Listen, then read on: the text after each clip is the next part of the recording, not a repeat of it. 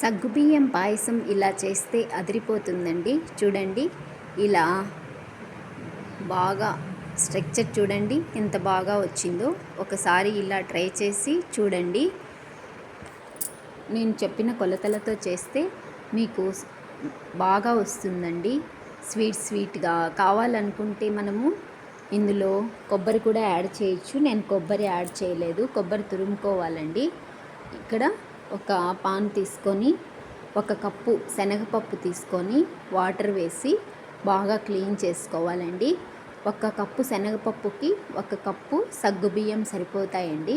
ఇక్కడ వాటర్ వేసి 2-3 సార్లు బాగా క్లీన్ చేస్తున్నాను.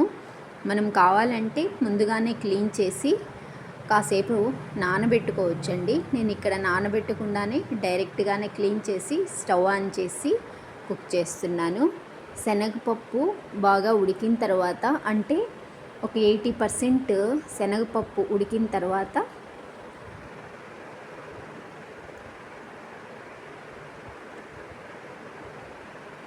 సగ్గుబియ్యాన్ని క్లీన్ చేసుకొని శనగపప్పు ఉడికిన దాంట్లో సగ్గుబియ్యాన్ని మిక్స్ చేయాలండి. చూడండి, ఇలా శనగపప్పు ఉడికిన తర్వాత సగ్గుబియ్యం నేను ముందుగా కడిగి పెట్టుకున్నానండి. కడిగి మనము కాసేపు నానబెట్టుకొనైనా వేసుకోవచ్చు, లేదంటే అలాగైనా వేసుకోవచ్చండి.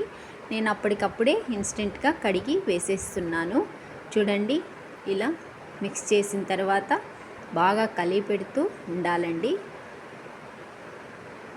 మనకి అడుగంటకుండా సగ్గుబియ్యము అలాగే ఉంచితే వేసినప్పుడే అడుగంటుతాయండి. అడుగంటకుండా మనము సగ్గుబియ్యం బాగా కలిపెడుతూ ఉండాలండి. కలిపెడుతూ మిక్స్ చేస్తూ ఉంటే మనకి సగ్గుబియ్యం ఉడికిన తర్వాత మనము తురుముకున్నటువంటి బెల్లం, నేను ఇక్కడ పగలగొట్టానండి, బెల్లం పగలగొట్టి మిక్స్ చేసుకోవచ్చు.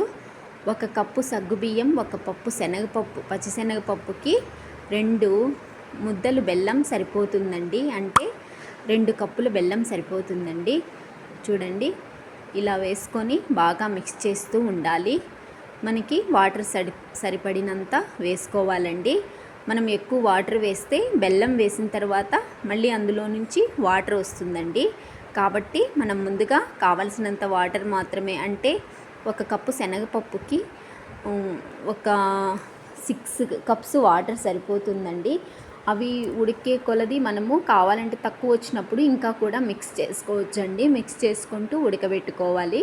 సగ్గుబియ్యం వేసిన తర్వాత వాటర్ వేయకూడదండి, గంజిగా అయిపోతుంది. చూడండి, ఇలా బాగా ఉడికిన తర్వాత కాస్త ఇలాచీ పౌడర్ వేస్తున్నాను. హాఫ్ స్పూన్ ఇలాచీ పౌడర్ వేసి బాగా ఇలా మిక్స్ చేస్తూ ఉండాలండి.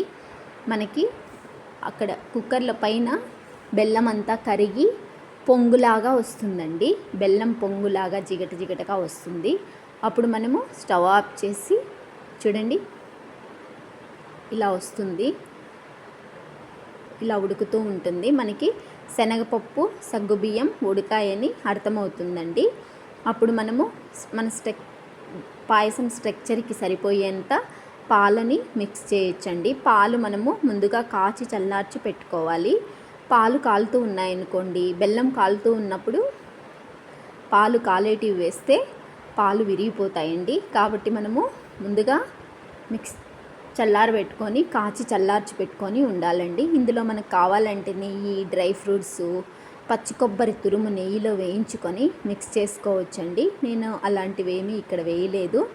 చూడండి, స్ట్రక్చర్కి సరిపోయేన్ని పాలు వేడిగా ఉన్న పాయసంలో వేస్తున్నానండి. పాలు మాత్రం చల్లార్చుకొని మిక్స్ చేసుకోవాలి. అంతేనండి.